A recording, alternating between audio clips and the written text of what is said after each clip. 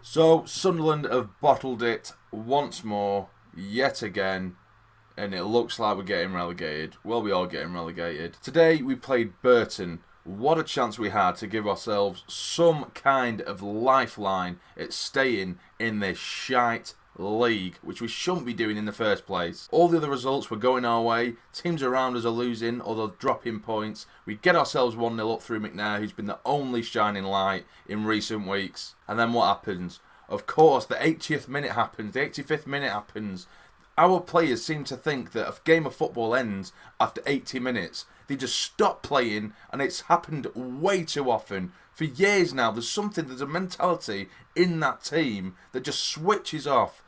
I'd love to see a statistic as to how many goals we've conceded over the last 2 or 3 years, or even just this year, as how many goals we've conceded in the last 5 or 10 minutes, because it's been absolutely ridiculous, the absolute bottle jobs. So we're 1-0 up, and I'm thinking to myself, this is going to be it. We're going to start our great escape here, but then of course we get announced that Darren Bent enters the fray. And as soon as I saw that, I thought, that's it, there's the headline, it's going to happen. I'm sure a million of you guys thought that as well out there. And lo and behold, he goes and gets the equaliser. Not only that, just after that, we get another goal conceded. It's 2-1, and it's simple as you like. The most shite defending you could possibly imagine. The shite defending we've had to witness all season long. And then just to rub salt in the wounds, we get a goal disallowed right at the end of the game. It's just Sunderland all over. That game just sums up Sunderland. Shit. I just can't believe they've done this to us. I really can't believe it.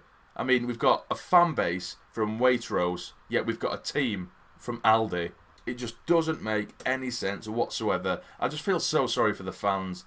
The fans that follow this team all up and down the country. They work hard week in, week out to see that sack of shite every single week. And the players don't even appreciate it.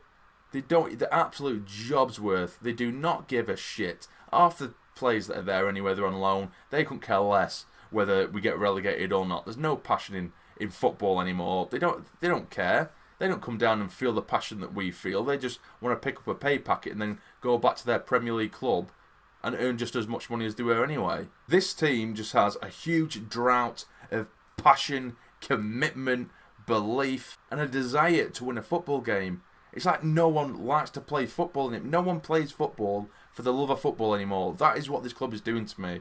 It is literally just draining me of believing that players are playing to play football anymore. Obviously, there's been money in it for years now, but surely there has to be an ounce of integrity and pride whilst playing a game of football. They're in such a privileged position to be a professional footballer, yet all they care about is the money, and that is what our club has been about for way too long now. And people ask me about Coleman all the time, if I think he's good enough for the club, will he bring us back to the Championship, which, just saying that, it literally just breaks my heart. But Coleman, I've always had his back.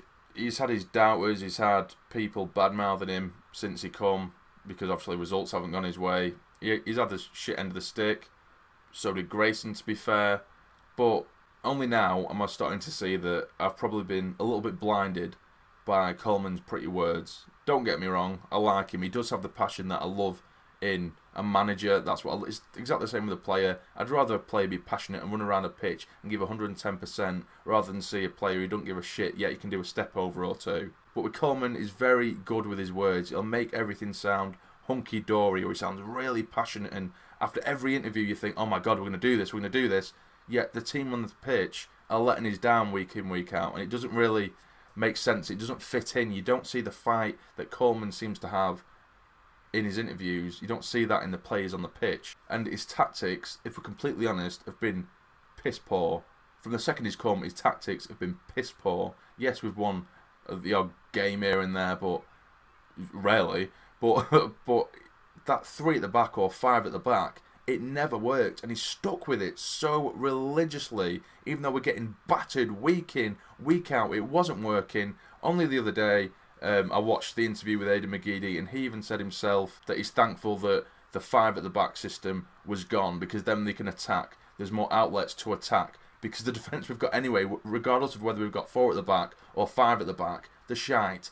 most of our players are shite. So at least have more attacking options to give us a chance of winning a game. So yes, Coleman can tactically improve. He's already ticked one box for the passion for me, but tactically he needs to improve. For an experienced manager, he needs to learn his lesson from that. When shit is going wrong with the formation, change it.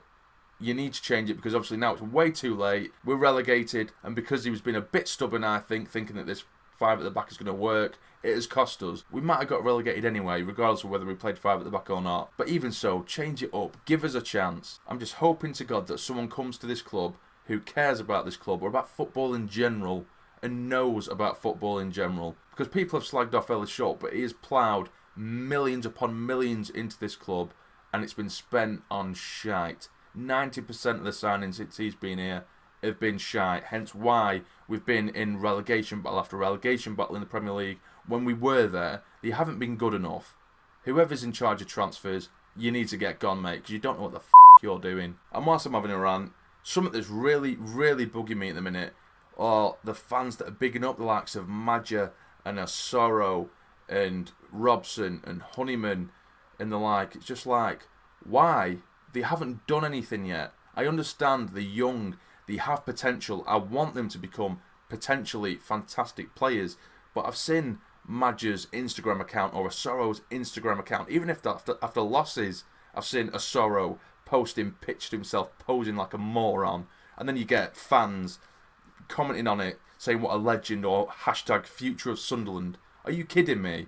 Are you honestly kidding me? Since when was our standard set that low? It is absolutely embarrassing. I understand that there's kids out there who, regardless of who's playing for Sunderland, you're going to idolise them. But for that to be your role model, it's absolutely disgusting. It is absolutely disgusting and it's out of order and I absolutely hate it. I absolutely hate the way that footballers have gone onto social media especially. Stay away from it, man. If you're going to do that, after we get beat 5-2 off Ipswich Town or something like that, and you're posting a picture of you with a Snapchat filter pouting to the camera, it really shows how much you care about the club, doesn't it, man? I get it, you have a life of your own, but think, mate, just think. We've gone from Kevin Phillips, Jermaine Defoe, Niall Quinn, and they earned their respect from the Sunderland fans. And you get Madja and Asoro who walked in, done nothing. Madja's scored 1 goal this season. Asoro's shown nothing apart from a bit of pace. And now apparently them two are the future of Sunderland. Well, good luck. Good luck, guys. They might end up turning out brilliant, but that's in League One. With Sunderland fans, we're very good at making the best out of a bad situation. First it was Madja and Asoro going to tear up the Championship when we get relegated, and now it's they're going to be perfect for League One. Come on, guys. Come on.